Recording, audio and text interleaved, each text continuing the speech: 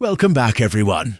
Today, let's take a moment to reflect on some remarkable events that happened on October 16th throughout history. In 1923, the Walt Disney Company was founded, sparking a legacy of creativity and imagination that continues to inspire generations. Fast forward to 1964, when the Nobel Peace Prize was awarded to Dr. Martin Luther King Jr., honoring his tireless efforts for civil rights and equality.